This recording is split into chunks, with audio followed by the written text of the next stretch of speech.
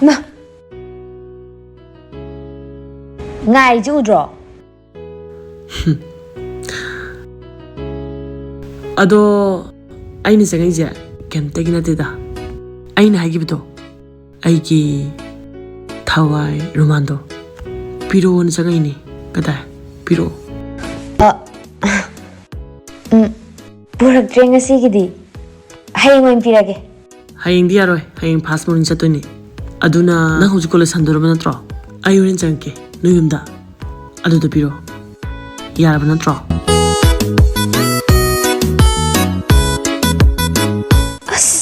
Kamai tau dubai dia. Birendrajit mu aibu miju kanam leba udeni. Sai timing se theorge. Sai jidi sit punali ni. Like de base. Sai da natro aina hunto madubo. As leite ni. Ta de base.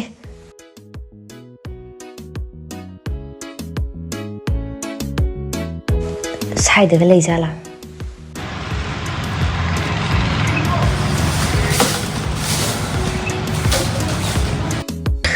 As ta de base. Numit mangani tarung di suramani ni. Aina hunto amado. Mina khulak pugar jalo. Natraga wai sit pada dustbin da hapchang gar jalo. Ta de base.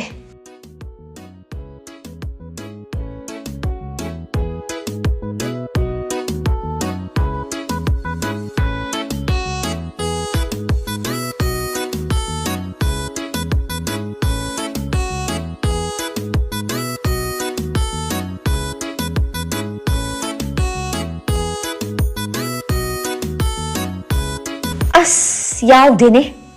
Kamai tau duino ibo. College sizu mi amta leitre ne. Phangdradi amu madu nupado makok sakpane ba. Isat amu loidoini ne. Asida di haram bayai ne.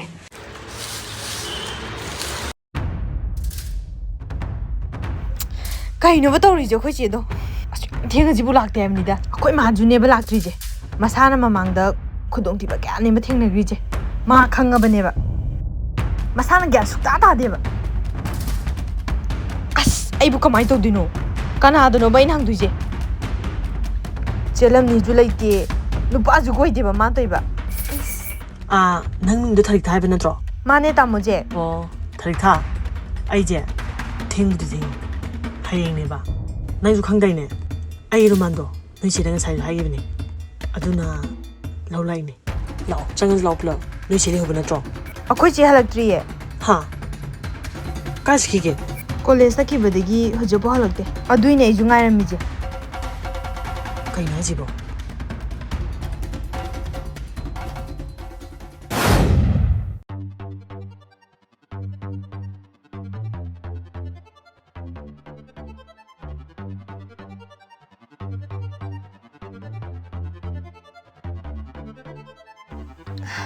Yaw dene sidazu. As kai ta thiru duino ibo.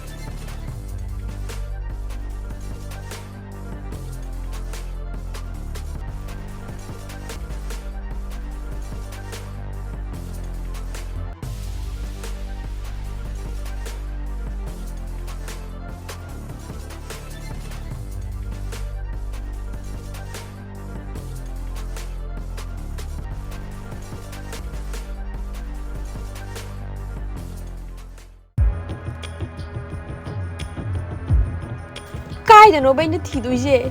As am chau ba ji da luma ma cha dok main thi doi no ba. Nga sai de thi ri je na phang ba ko bu ju leite. Numi ji ju ta ta re ni to ri je. Masi pumnamk madugi jak haiba nupaduna thokatba ngaktani. Mahana kanana aduk lubaru madudi aingonda piro haigeba. As amuk phangdradi hayeng yumda lektradi aidi mine ijat yaudum nupi oin ugrani ba. Ijat yaudradi nupi amoina segi bana phatro. Amta thirugi da phangda be adabane. Thidaba mafamdi yaudreba. Sungai dileramdene. Kai da no baina thidu jibu. Saida de amta tabazu dene. Madugi nupado makuk chakpane haba. Chakpa bu khitang na te ei leite. As ai di bako. Leite base.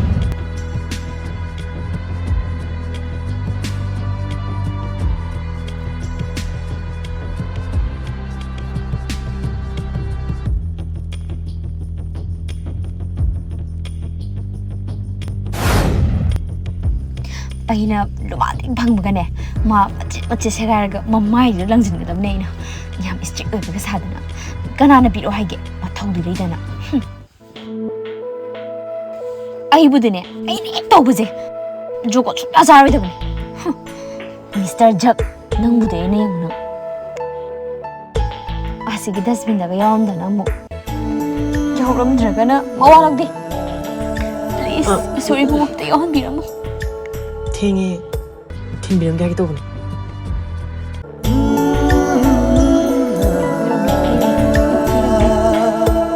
Sini last night na tido je. 아스, 기만 amttaga. 그런 거는 kaino kunjali tu ini bau jinjala ba. Ok tu bane easy kalam tuji.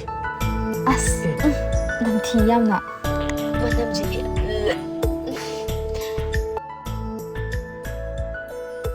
Asu nam thiba jibu. Sinatro. Mane. Yes. Phangi da. Mane dinga mare go degi. Sirumazini da. Hangi. As. Manam ji dia. Si pasana sudoga khangni kesu. Isolo di jale. Hoi.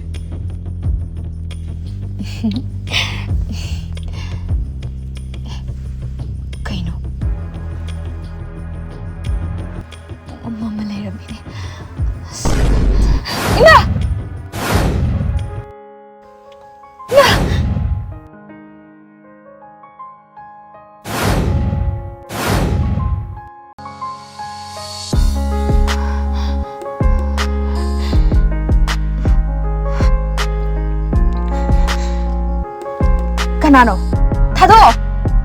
Kanan habene! Tado habene! Kanano sibo, midano balorge! Kanano! Tado uhaidaga! Tado habene! Tado! Tado!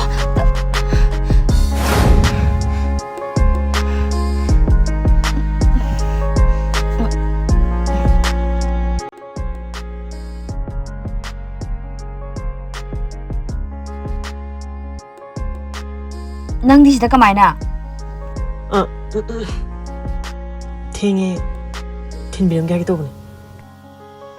Yarani, nang atin drasune, ay thana dum jat ngami. kaino ito jibo. As, kiman amttaga da. Kaino kalam ni ne. Kaino kunjali tu ini bau jinjala ba. Ok tu bane easy kalam tuji.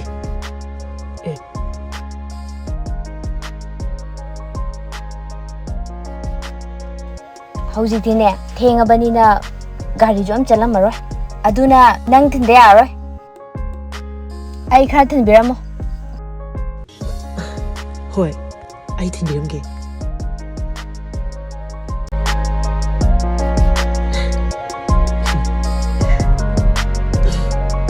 Lao Hoi.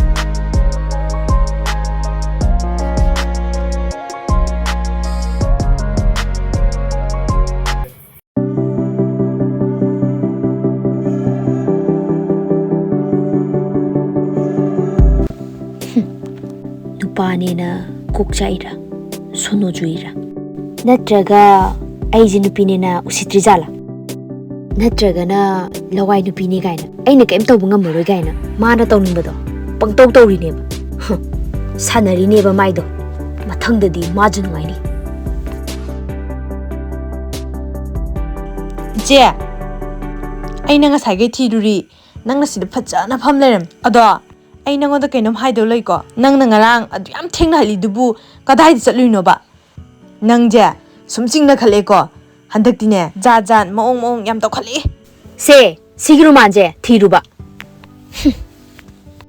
o siru manje ore o sije tamojik na haberu mando notro siru manje thiba chatladi nang akhoi haramba ya ai natraju che Thoisana horambe akhoi haunaraga pulap thirudi ngan haloidraba nang adoi che ngarang tamojik to lamani aina nang leite habada mado ngahangge mana daba moongdane mamitto sangtoga yengama chakhibon Magane tungdang ai ga hanminareido.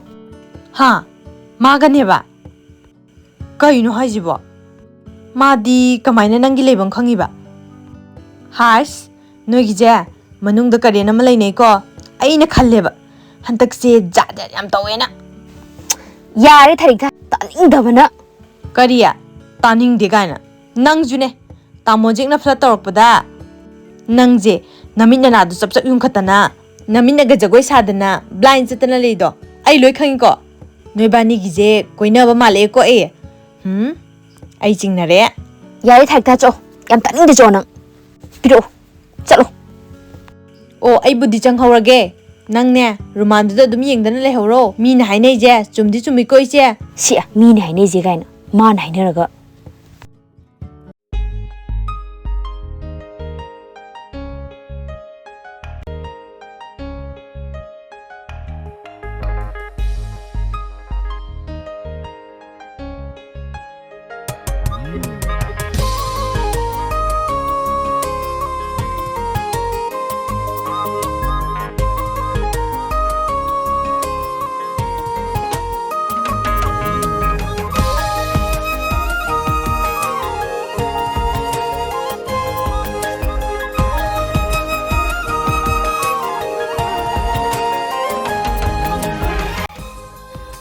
Munan, ai nangbu yam nusi. Aina nangbu nusi haibase aigi mitinga takpasu ngamde. Wahaina phongdokpasu ngamde.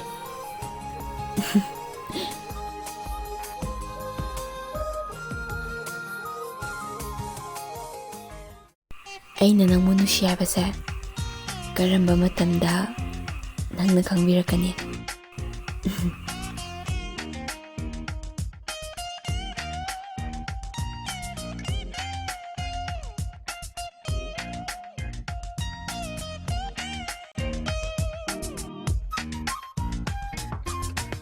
Nangje asam nushise kaigino aina nushise sukham he khangde haba je Thoisana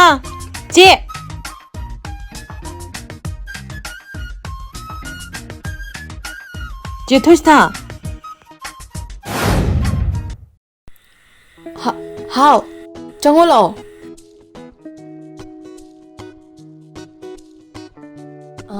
Singju chawjilo ngai khose sidam ta pham singju do kona chaje ba je Thoisana kanai phodona ba nangne yimido kanana te he sia yam romantic ta nokmi ge tar yengamdana kanano ba kai de photo no is khangaro gan hariba ai loi u hora jani ko kanano ba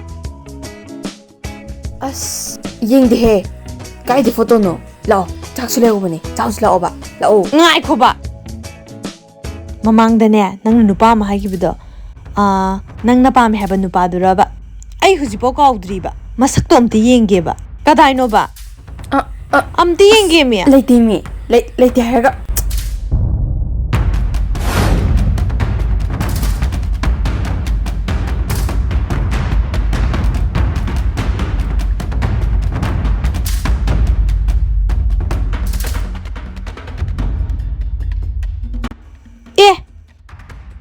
sibu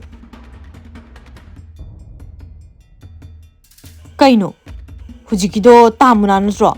Hujikidudi kamaina nangi diary da Tamunan gi photo yaramiba. Che Thoisana. Nang ni ko. Hujikiduna Tamunan. Kaino torijibu. Kamaina magi photo yaramino ba. Nate ngahane taramba aduda khunjalakpane Kaino haijiba. Che Thoisana. Walo na Rebijita. Nangi je Tamunan nupshirira. Nang han haiba nupado Tamunan lo.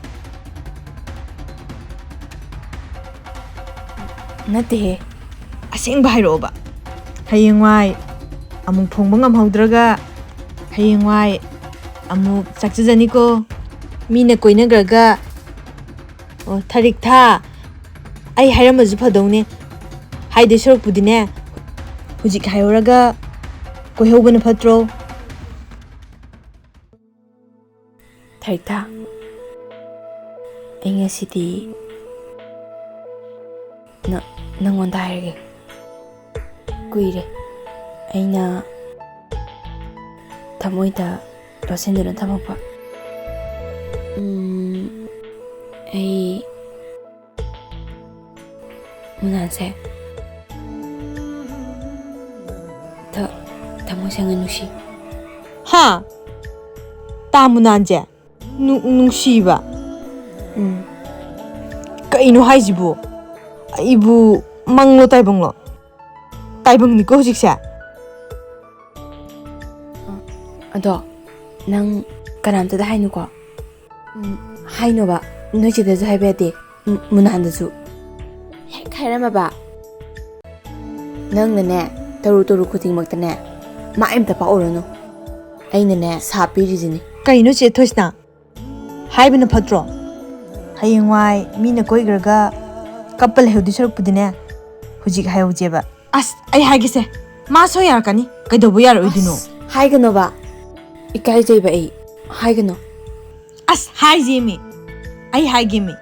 Yarakani. Thariktha ai kai jaiba nang asengbai haiganuko ibani khatang khangnajeba ko haiganoba Hoi che Thoisana. Ado haibana di phabane. Khoi hairage. yare lao singgu saras lao haide haiganuko As kainam saye. Aina ga khara hot oibaga. Pokhai dore haba. Kari sakta duga hot oiba kaina Sarukhan hek manga Hoine. Negana gi anatomy je. Sarukhan ya malameba. As Ai ding hange khangde. e Korea. Sarukhan male kaina kaisanari ge. Tuka chadra. Aina ji somda Deepika Portugal male lezeraga. Ngaiko. Wam taige. Aina Asum college dagi toktoga paktaba noyim nakta chaktari se. Tamzekta uning bagi. Kari sakta duga sagatliba saduga yam chanadre bema nang dilaira ne phajakraba khoibuktane chanadadana ta laira kansida Kanaroi. Mi lekhrabani. Kana haza. Legre. Ngahan sune magi chopnaba na tawre duga dajikna ne magi hakanna ne bema khoi thina ngangtana chopa halini. As kaina haisiba khangnabaga legraba masaktuga yam pamui haiba sabadaga haudo malaga college lakimne ngasiju alai tu ai to glasse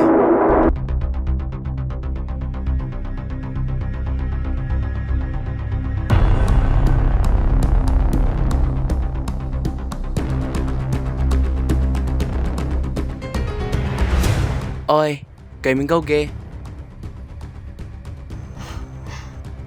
kaino akhoi college sibu iroju ta maza lo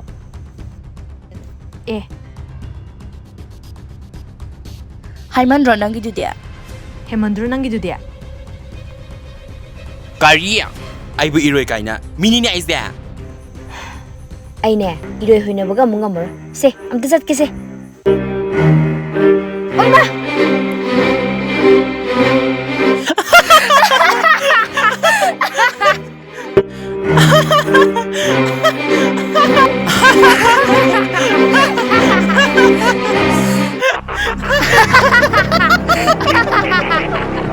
Tamo zik ni mi, tu ta sek ni. Chalo rozla o mi nang gwa. amttaga khoe ma hozgang thori duga tok thori siga yam nok ning dra Sasila om nang bo. nga khoe nga Tawi du khangani ni.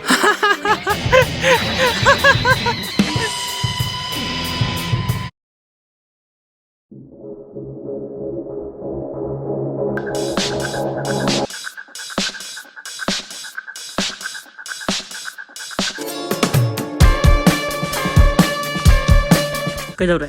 그럼 또 노래. Kaisu tau de. 낭지나 낭는 프로만이 너무 두대.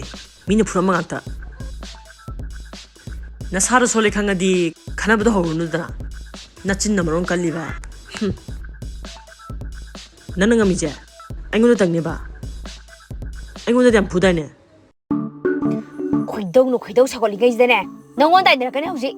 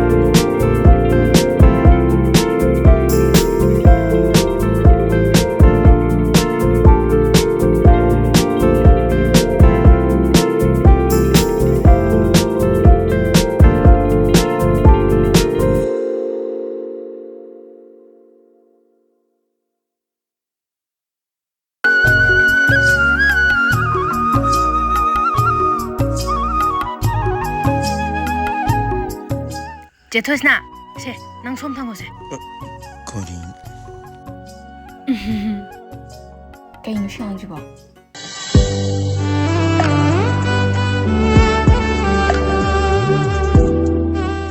야래 시오이디. 봤지? 제 Thoisana지. 따무난. 암띠 용오시. 봤자드레 용오 제 Thoisana지. 낭가 얘기나 버디드네. 얌 티나 파세. ꯑꯁꯨꯛ ꯌꯥꯝ ꯐꯖꯕꯁꯤꯕꯨ ꯀꯔꯤꯅꯣ ꯁꯤ ꯉꯥꯡꯅ ꯇꯧꯔꯤꯁꯤꯅ ꯃꯊꯣꯡ ꯃꯈꯥꯡꯗ ꯄꯨꯡꯉꯥꯡ ꯉꯥꯡꯉꯤ ꯑꯁꯤꯗꯤ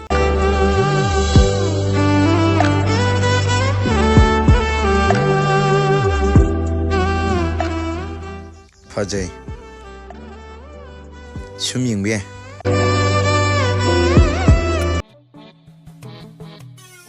ꯌꯥꯏ ꯌꯥꯏ ꯆꯥꯅꯩꯅꯦ ꯑꯅꯤꯁꯦ ꯑꯗꯩꯁꯤꯡꯁꯦ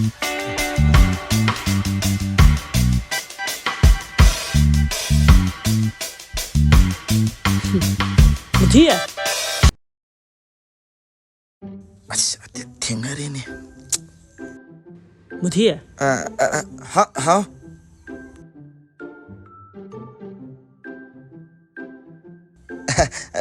ꯇꯥꯃꯣꯖꯦ Muthi ꯍꯥ Nangi mingdo Muthi habi natro Natrane Munan habi nida ꯑꯧ ꯃꯨꯅꯥ Angang sum habi duda Chinna sum palle raba Manzu man manang jamna Ado Ngahanang ama Ayuna nupi mahiramado ꯍꯥ Nui lekai gi ama Lekai nupi ama Nang na yuna haramado ma Nang na yan nushi Nang na yan nushi je Nang na yan pam je Nang na sum sena je ꯍꯣꯏ Hai bini ngamde habi do Mingdo kai ba Mingdo Oh Thariktha ꯍꯥ Mani ne Thariktha natro Nana ngana habi do Thariktha Nang ne Nui munana ne Yam pamane he ꯍꯥ Nung jam nushi jabni Nang yam sena je hamne mana Nang de sena badane Mala kai wang ulandra habi ne ba ꯀꯩ Nang je Amuk tang oiba phangjara di ne Pukpai mahi yalina Mana yung dari ni Ngahan thengna bado Chining kokta Ibani le bado Nangi wari na sabadane mana ne Ay ko kang ngawe ꯀꯩꯅꯣ ꯇꯧꯔꯤꯁꯤꯕꯣ Ado sida juna tise Nana kay yung hek yara ba Ay ngonda Kanga na humni Mana yung kakni haiji ꯍꯥ Ado umta yabi yu he ꯀꯩꯅꯣ ꯇꯥꯃꯣꯖꯦ ꯍꯩ ꯍꯩ ꯑꯩ ꯍꯥꯏꯗꯤꯀꯣ ꯇꯥꯃꯣꯖꯦ ꯆꯤꯟꯊꯤꯗ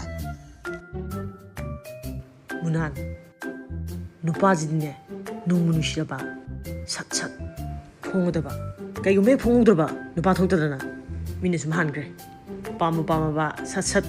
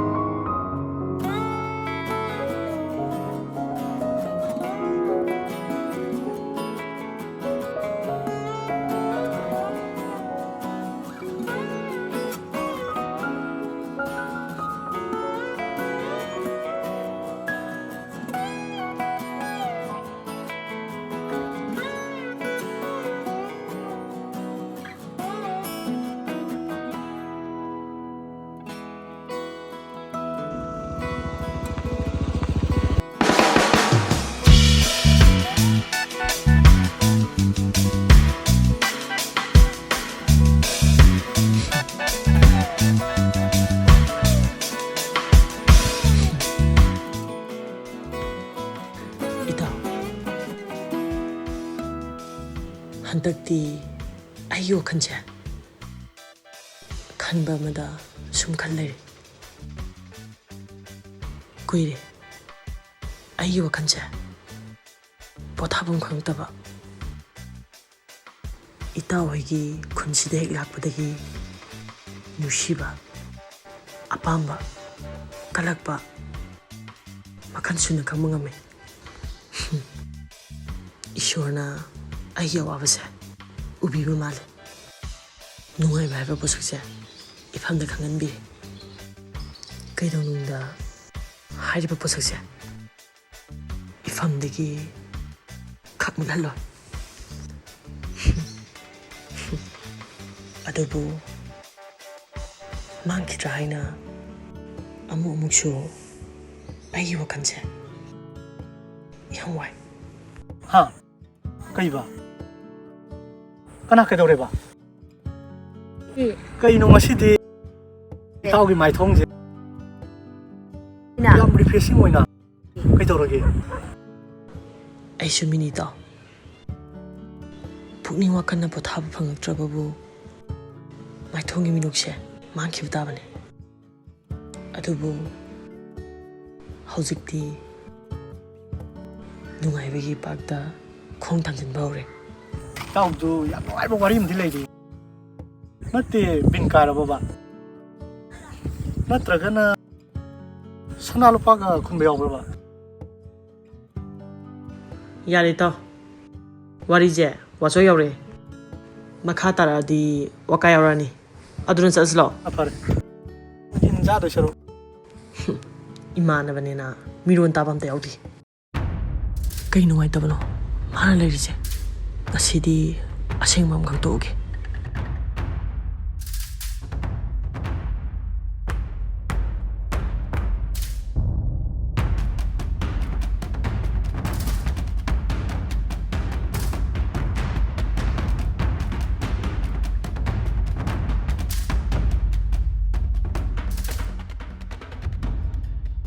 Leina Thariktha do nang ngan khanaba college ki nupi hum do aduga khanawe asida Kaidano haise? asida Aseng beiro? aseng bane kaidano asida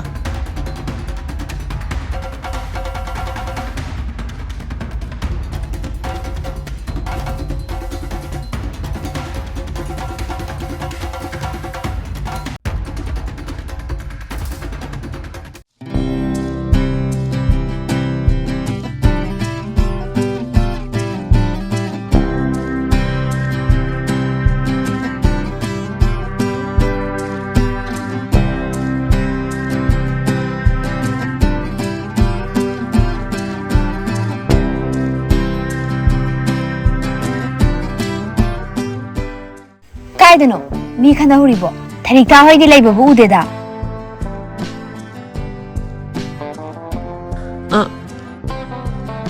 Sidau sida lemne lemdre kai sakazano Saidabu Thariktha bu charangadrane ai junga ine ngasale obne aine asale be yumge nang sida ngak talem ko ma haijibu asengbo ijalo masimize katukaran ge hector di nuani ma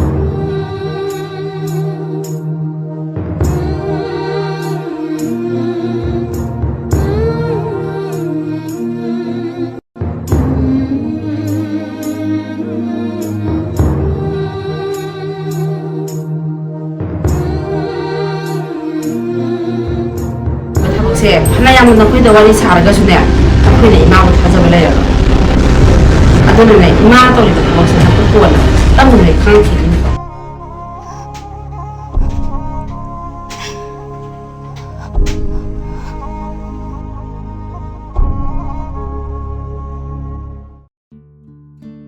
이제 약장 수염 누가 있다고 말이네. 가랑간나 좀 할라서 야부두고. ꯑꯩꯅ ꯁꯨꯔꯤꯕ ꯊꯕꯛ ꯑꯁꯦ ꯂꯣꯏꯁꯤꯜꯂꯒ ꯆꯠꯂꯒꯦ ꯇꯧꯕꯅꯤ 이세기디 이샤닝원 같은 나트로. ꯑꯥꯎ ꯃꯥꯅꯦ 이세디 누가 저런 거니? 눈 떠비란 거니?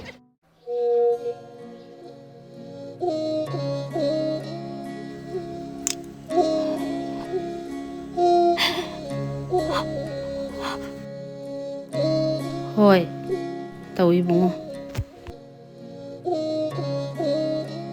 ꯏꯆꯥ ꯑꯅꯤꯅ ꯃꯃꯥ ꯑꯩꯕꯨ ꯌꯥꯝꯅ ꯂꯨꯅ ꯇꯧꯕꯤ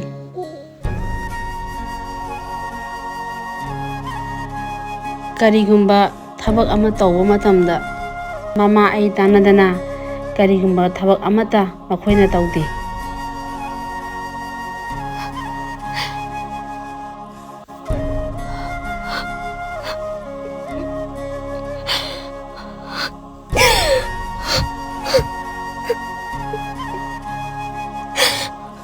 ꯑꯩꯅ ꯍꯦꯛ ꯂꯥꯛꯄꯗꯒꯤ ꯏꯆꯦꯅꯁꯨ ꯍꯥꯟꯅ ꯌꯥꯎꯕꯤꯔꯝꯃꯦ ꯅꯁꯨ ꯂꯥꯛꯏ ꯊꯦꯡꯅꯁꯨ ꯍꯜꯂꯤ ꯏꯆꯦꯒꯤ ꯊꯕꯛ ꯈꯨꯐꯁꯤꯗꯤ ꯑꯩꯈꯣꯏꯅꯒ ꯇꯧ ꯇꯝꯕ ꯉꯝꯄꯣꯠꯇꯦꯗ ꯏꯕꯨꯡꯉꯣ ꯑꯩꯒꯤ ꯑꯔꯣꯏꯕ ꯃꯤꯀꯨꯞꯅ ꯂꯥꯛꯇ꯭ꯔꯤꯉꯩꯗ ꯑꯩꯒꯤ ꯏꯆꯥ ꯑꯅꯤꯒꯤ ꯀꯔꯤꯒꯨꯝꯕ ꯃꯌꯦꯛ ꯊꯣꯛꯄ ꯊꯕꯛ ꯑꯃꯗꯤ ꯇꯧꯕꯤꯅꯤꯡꯉꯤ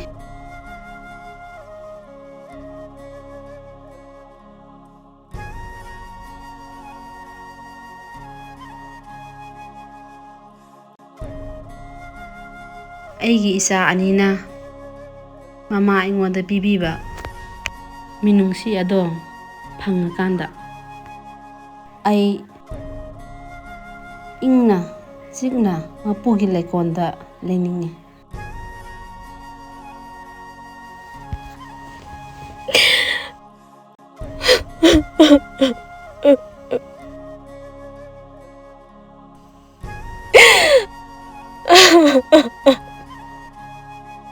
ꯀꯔꯤꯅꯣꯅꯦ ꯏꯆꯦꯅ ꯍꯥꯏꯕꯤꯔꯤꯗꯨꯕꯣ 수비로 바래 바래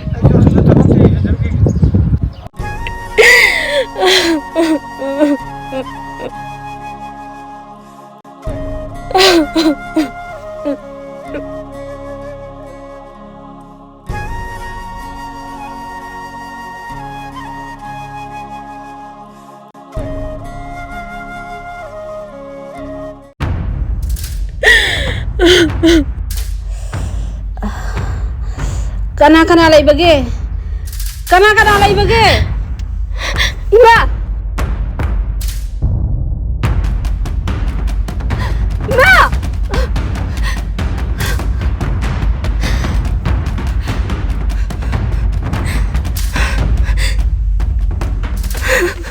Ima! Ima! Kaidorage? Kana laige? Ima! Ima! Hogalo se! Aina ko si Tadro! Kana laige! Hogalo Ima! Ima! Están posición.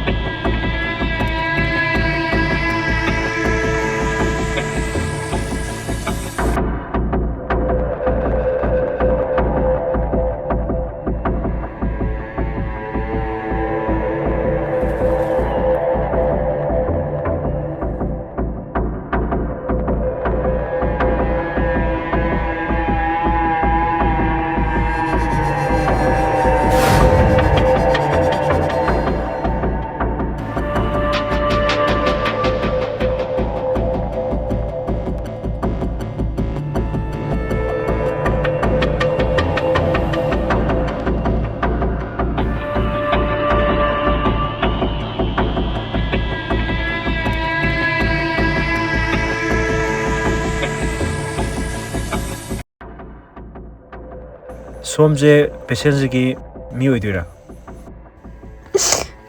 ꯃꯥꯅꯦ, ꯃꯆꯥꯅꯨꯄꯤꯅꯤ. ꯑꯗꯨꯗꯤ ꯅꯪ ꯁꯤ ꯂꯣꯏꯔꯒ ꯑꯩ ꯀꯥꯗ ꯉꯥꯛꯇꯪ ꯂꯥꯛꯎꯀꯣ.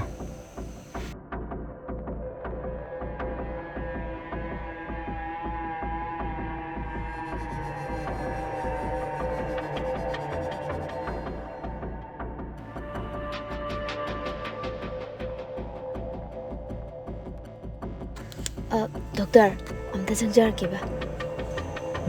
ꯆꯪꯉꯣ. ꯁꯤꯗ ꯐꯝꯃꯣ ꯂꯥꯛꯑꯣ. ꯑꯩꯈꯣꯏ ꯃꯥꯒꯤꯁꯤꯕꯨ ꯃꯃꯥꯒꯤꯁꯦ ꯀꯃꯥꯏꯅ ꯇꯧꯔꯤꯅꯣ ꯉꯁꯤꯒꯤꯁꯦ? ꯀꯣꯛ ꯉꯥꯎꯕꯗꯒꯤ ꯋꯥꯟꯊꯔꯛꯄꯅꯤ.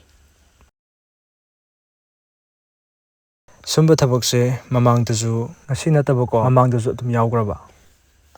ꯑꯗꯨꯗꯤ ꯑꯩꯅ ꯑꯉꯥꯡ ꯑꯣꯏꯔꯤꯉꯩꯗꯒꯤ ꯀꯣꯛ ꯉꯥꯎꯕꯗꯤ ꯑꯗꯨꯝ ꯇꯣꯏꯅ ꯍꯧꯕꯅꯤ. ꯌꯥꯝ ꯇꯣꯏ ꯇꯧꯕ꯭ꯔꯥ? ꯇꯧꯕꯅꯤ. ꯋꯥꯟꯊꯕꯁꯦ ꯅꯠꯇꯕ ꯑꯇꯣꯞꯄ ꯑꯣꯕ ꯈꯣꯠꯄꯒꯗꯤ ꯌꯥꯎꯕ꯭ꯔꯥ? ꯌꯥꯎꯋꯦ. ꯑꯗꯨꯗꯒꯤ ꯃꯃꯥꯁꯦ ꯁꯤꯡꯂꯤ ꯅꯥꯎꯔꯤ ꯁꯣꯟꯊꯕ, ꯑꯗꯨꯗꯒꯤ ꯁꯤꯡꯂꯤ ꯆꯤꯛꯏ ꯈꯣꯠꯂꯤ ꯀꯥꯏꯅ ꯇꯧꯕ ꯃꯔꯛ ꯃꯔꯛꯇ ꯌꯥꯎꯕ꯭ꯔꯥ? ꯁꯤꯡꯂꯤ ꯅꯥꯎꯔꯤ ꯁꯣꯟꯊꯩꯅꯗꯤ ꯇꯣꯏꯅ ꯍꯥꯏꯕꯅꯤ.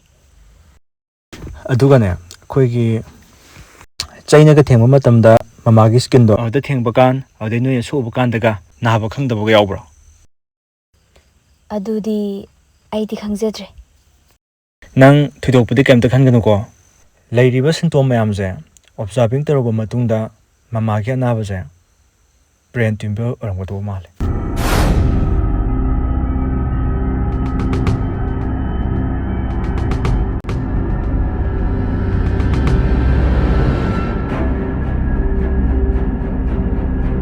ꯑꯗꯣ ꯅꯪ ꯊꯣꯏꯗꯣꯛꯄ ꯀꯩꯝꯇꯗꯤ ꯈꯟꯒꯅꯨ. ꯑꯩꯅ ꯍꯧꯖꯤꯛ ꯅꯪꯉꯣꯟꯗ ꯍꯥꯏꯔꯤꯗꯣ ꯑꯣꯏꯔꯝꯗꯕꯁꯨ ꯌꯥꯏ. ꯑꯩꯅ ꯍꯧꯖꯤꯛ ꯏꯔꯤꯕ ꯇꯦꯁ ꯃꯌꯥꯝꯁꯦ ꯑꯩ ꯍꯧꯖꯤꯛ ꯊꯥꯕꯤꯈ꯭ꯔꯒꯦ. ꯑꯗꯨꯒ ꯔꯤꯖꯜꯠꯕꯨꯗꯤ ꯍꯌꯦꯡ ꯃꯣꯔꯅꯤꯡ ꯌꯧꯔꯛꯀꯅꯤ. ꯃꯃꯥꯕꯨꯗꯤ ꯉꯥꯏꯍꯥꯛ ꯂꯩꯔꯗꯤ ꯒ꯭ꯌꯥꯟ ꯇꯥꯔꯛꯑꯅꯤ. ꯅꯣꯏꯅ ꯌꯨꯝꯗ ꯄꯨꯒꯦꯁꯨ ꯀꯩꯝꯇ ꯀꯥꯏꯗꯦ. ꯑꯗꯨꯒ ꯁꯤꯗ ꯂꯩꯔꯁꯨ ꯀꯩꯝꯇ ꯀꯥꯏꯗꯦ. ꯀꯩꯁꯨ ꯈꯟꯒꯅꯨꯁꯦ. ꯇꯦꯁꯀꯤ ꯔꯤꯖꯜꯇꯣ ꯑꯗꯨ ꯑꯃꯨꯛ ꯌꯦꯡꯉꯒ ꯈꯟꯅꯔꯁꯤ. ꯑꯩꯅ ꯍꯧꯖꯤꯛ ꯍꯥꯏꯗꯣ ꯑꯣꯏꯔꯝꯗꯕꯁꯨ ꯌꯥꯏꯗ.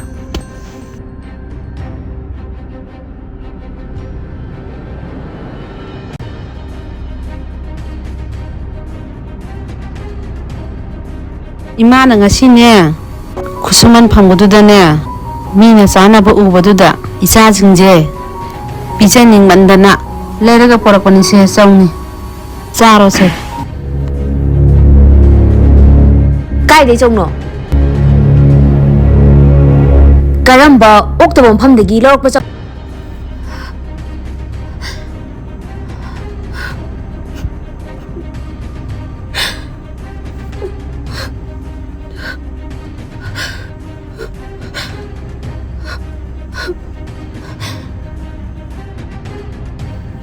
Leina. Leina. Leina. ꯗꯣꯛꯇꯔꯅ ꯍꯥꯏꯕ ꯑꯩꯈꯣꯏ ꯃꯥꯁꯦ ꯕ꯭ꯔꯦꯟ ꯇ꯭ꯌꯨꯃꯔꯅ ꯅꯥꯔꯤꯌꯦ.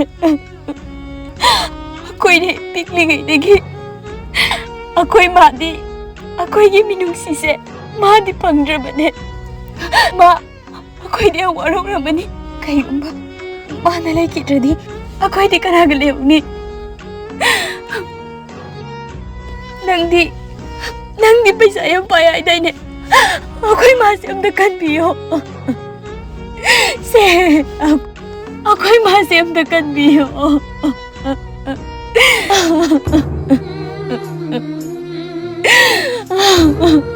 ꯑꯩꯈꯣই 마ꯁꯦ ꯑꯝꯇ ꯀꯟꯕꯤꯌꯣ.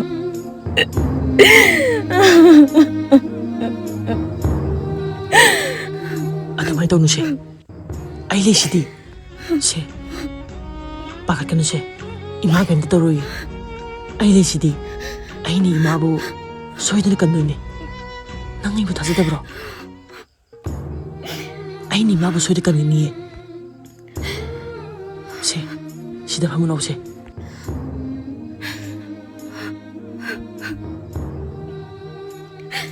ꯁꯦ ꯀꯛꯀꯅꯨꯁꯦ. ꯇꯣꯛꯑꯣꯕꯁꯦ.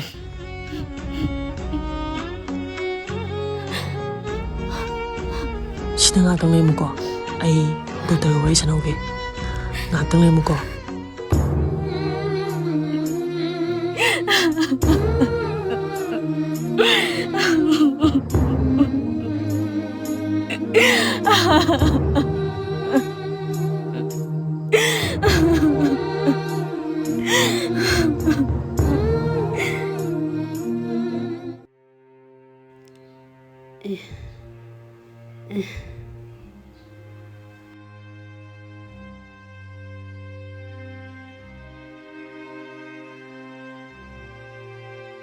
Isabu warabo. Isana ngasi tawbiriba mayamse ima hoina punsi kauroi. Ngasi isana mateng pangbiramdradi imagi punsi se. Ima, yare tokpiro. Hojikti awaba khan beyade.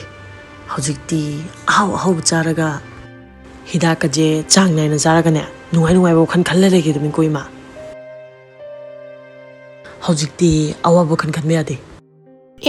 Kaubu kauine ima. Ngasai ta tomboi gi timdo. Number 4 kapaga nupi da karan taramena club kaina yam phajana phugibane. Yamna tawrakhini. Moida nate lakai sida ahingda saktaba yamna leiri. Adugane ima. Pung 10 dagi hena lambi da nupa kanam thokpa yaroina maira paibi kaina warep tagram. Masigi angasi yengone adubu ngasaina hayu yadro nangbo. Akhoina ngangna sangnari ngai sida matam su ayongna thingjinkre. Ibungo Isana kaimta khandragadi ahing simadine. Sa ising phajana saminaragane. Isasu phajana potharagane. Hayeng oina chalo. Isasu yamna waramani. Ima, yanida. Ai sum phajana nege. Kem toroida.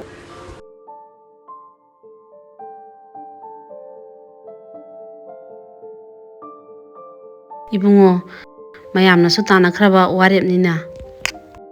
Imungse nupi ngakta leibaga oibaga thengna mamna nangna thokibado mina phajana ngangnaroi. Ngasita tanaba warepsu oibanina ne mina usitaba sumangani. Aduna ne ngasi ahing simadi nang nungaina pothagaro. Ima, kem toroye. Ai sum phajana negida. Ibungo gi sibu akhogi yumlai kairei asida hainadribaro. Aduna de ima. Hainadaba ye. Ngasagi magi mong matawduda manaktagi lakna satningdra kansida heklei gi haibaju phajadabaini je khangdra khangdi. Hantake hairaba sakekte yarage. Amutang hairoi ma. Fare adudi itheng dringai ngalingai sidane chalhoro. Sana batawro. Hoi ma. Adudi hannu batawrage. Amutang hairakadra tawraga. Kasakni yaramadiko. Chakreda. Tamojek. Lekhro kaino. Akhoi lekai mera paibi gedine yam jati baniko.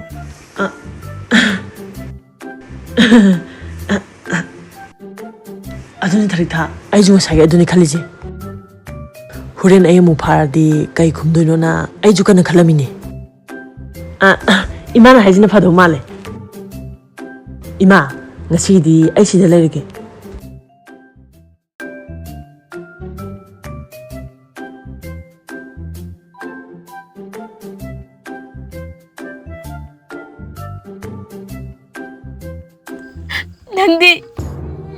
Nangdi paisa yam payay dane. Ako'y masem na kanbiyo. Ako'y masem na kanbiyo ba?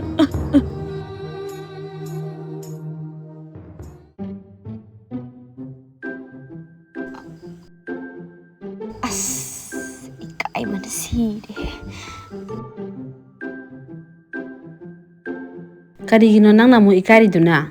Se nabungumbane. Katu karangi wakhan gadi khangganu ko.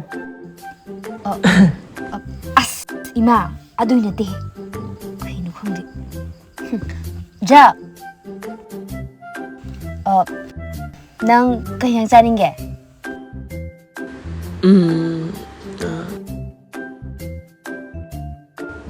이런 거 짜는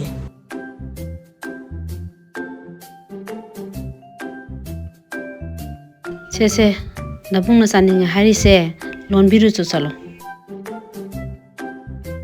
ꯇꯨꯝꯕꯗꯤꯅꯦ ꯁꯤꯗ Tamu ꯁꯤꯒꯤ ꯀꯥꯁꯦ ꯂꯩꯅꯥꯒ ꯊꯔꯤꯛꯊꯥꯒꯤ ꯀꯥꯅꯦ ꯁꯤꯗꯅꯅꯦ 이모가 ꯄꯣꯊꯥꯔꯣ ꯑꯗꯨꯒ 이마ꯒꯤ ꯀꯥꯗꯅꯅꯦ 이마 이ꯆꯥ ꯑꯩꯈꯣꯏ ꯍꯨꯝ ꯇꯨꯝꯃꯨꯔꯒꯦ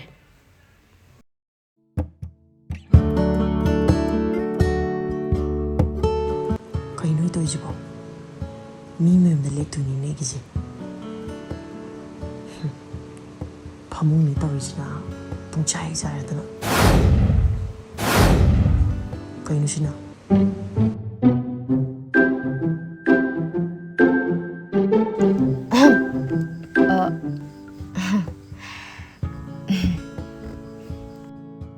ꯐꯝ ꯊꯥꯒꯤꯅ ꯂꯥꯛꯄꯅꯤ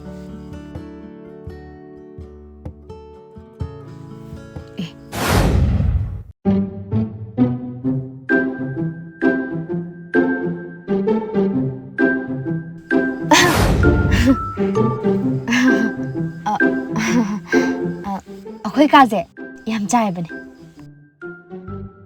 ꯑꯩꯁꯨ ꯊꯕꯛ ꯌꯥꯝ ꯆꯤꯟꯕ ꯊꯔꯤꯛꯊꯥꯁꯨ ꯌꯥꯝ ꯇꯟꯕ ꯀꯩꯝꯇ ꯈꯟꯒꯅꯨꯀꯣ ꯀꯩꯝꯇ ꯍꯪꯒꯣꯏꯒꯅꯨ ꯈꯟꯗꯦꯗ ꯍꯣꯏ ꯍꯧꯒꯠꯂꯣ ꯐꯝ ꯊꯥꯒꯦ ꯍꯣꯏ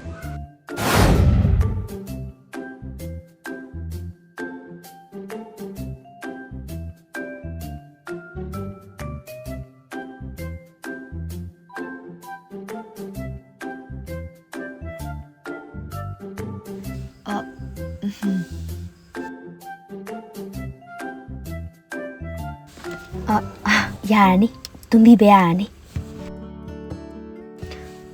ꯆꯠꯂꯒꯦꯀꯣ ꯀꯩꯝ ꯈꯜꯂꯨꯅꯨꯀꯣ ꯌꯥꯝ ꯆꯥꯏꯕꯅꯦꯕ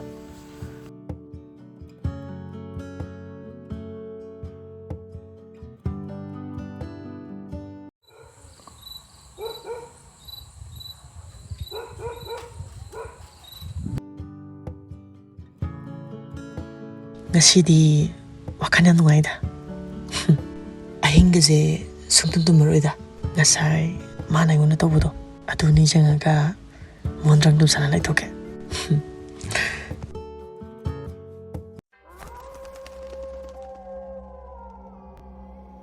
ꯀꯩꯅꯣ ꯃꯤ ꯆꯠꯂꯤꯔꯣ ꯃꯤ ꯆꯠꯄ ꯃꯈꯣꯟ ꯇꯥꯔꯛꯏꯁꯤꯅ ꯁꯤꯕꯨ ꯑꯩ ꯋꯥꯈꯜꯅꯔꯅꯦ ꯅꯠꯇꯦꯗ 시님이 셀레다. hꯧꯖꯤꯛꯄꯨ ꯄꯨꯡ ꯀꯌꯥ ꯇꯥꯔꯒꯦ? ꯄꯨꯡꯁꯤꯗꯤ 12 ꯇꯥꯗꯣꯔꯦꯅꯦ. ꯑꯗꯨꯒ ꯀꯩꯅꯣ ꯑꯍꯤꯡꯁꯤꯗ ꯃꯤ ꯆꯠꯂꯤꯁꯤꯅ? ꯂꯩꯅꯥ ꯍꯣꯏꯗꯨꯕꯨ ꯇꯨꯝꯈ꯭ꯔꯖꯥꯠꯂꯅꯦ? 시디 좀 기실래? 어떡하냐 로이드로이다. 레이나 호이도 뜸마바람 뒤용기.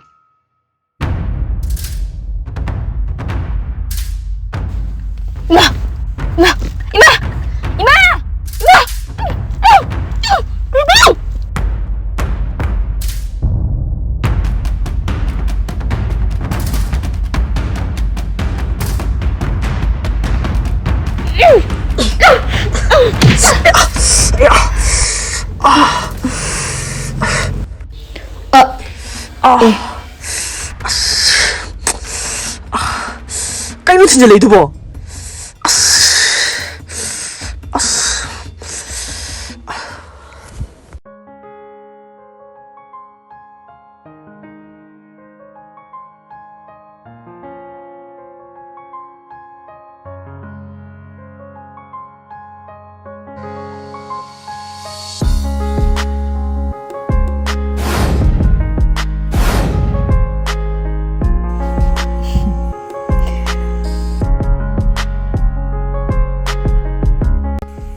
nabra. Nabro ba? Nade. Adubu na ton mong di tatlaba khangdi. I khaktre. Tilaktra jab da.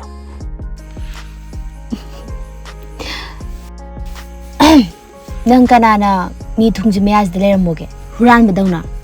Ai di khangdamina huran do evening dana kinna hait antinjalure. Naramani ne. Saunu. Isang ngakthok chanaba tawbani ko. Khango narju. Ai leina leiba manbro. Nogi asona kanje. Kaino khangdi. Chatpa mokhonam tai. Adogini. Soro srayam tawi. Aduda tumba yadadana kanano ingi tropani.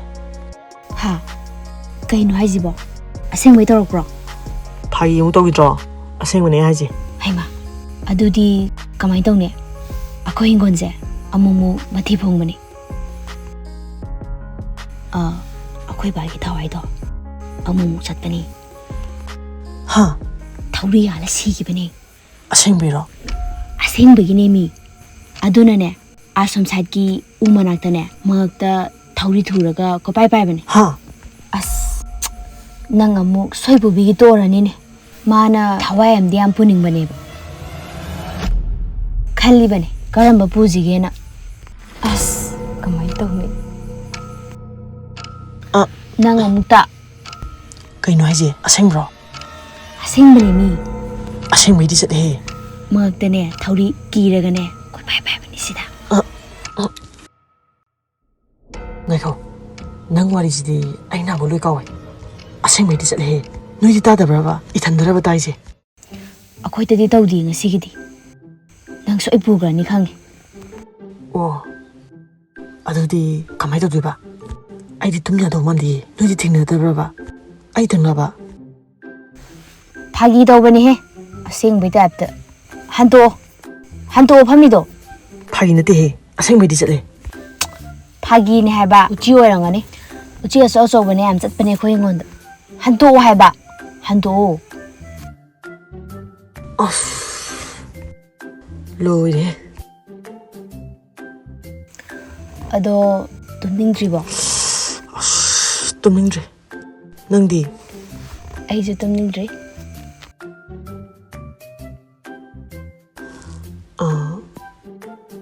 Ado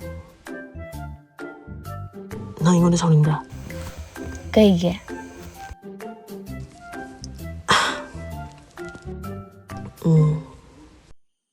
Thariktha do phune haraga phunamdabge.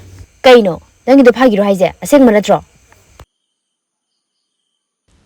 Aina nangunda haijanabane. Noi mada nana lana upamanba. Aduda aina noi mana tawriba thabak mayamje nangna kem khangdaba manba. Adugi khara khangnaba na aina noi mai manakta phubane. Ado noi mana tawri singje noi gi ngaktane. Machabu nusibe ngaktane. Aidi mama na macha nusibje yam kalakje. Adubu ai punchi sidadi imagi minusi abese.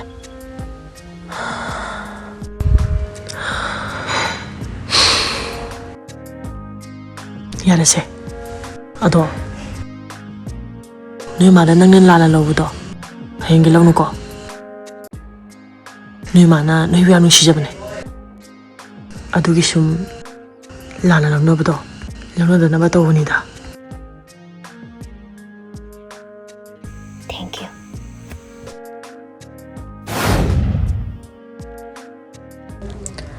Yarase.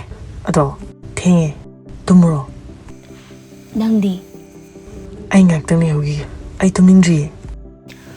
Ai ni ngasa haibado aseng bani. Phagi nate. Amumu akhoi bado sigi tulisibo mamangse sida mangta thauri kiraga hek lepani. Nang horen phar pujagi jani. Ai chang ngai jana changhoro.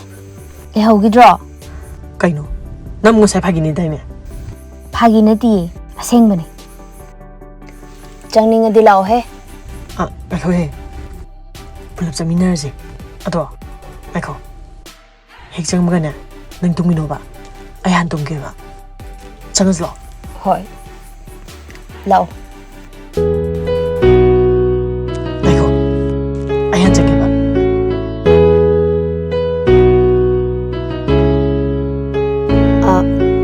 Ja.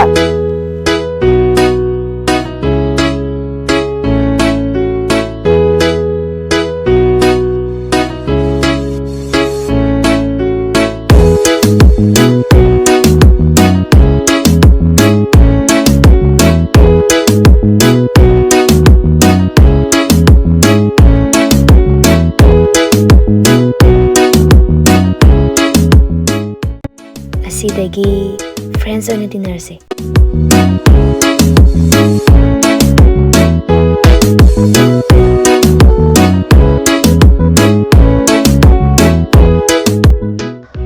Nupaga nupiga friend me biade. Aduna ai di tinangai do ai di tale. Phare kaino dudi. Baikho. 파기 더우네.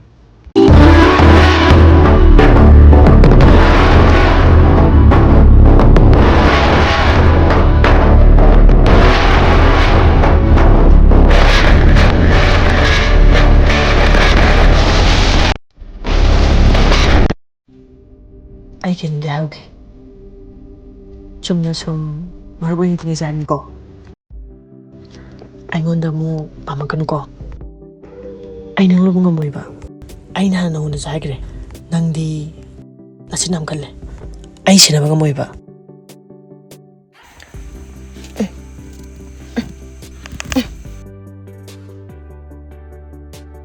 Tama ani he. Nasak ni na yuk na sabah jak heng mangke. Leina. Pagi na di. Ay nung wam di hay tuloy ko.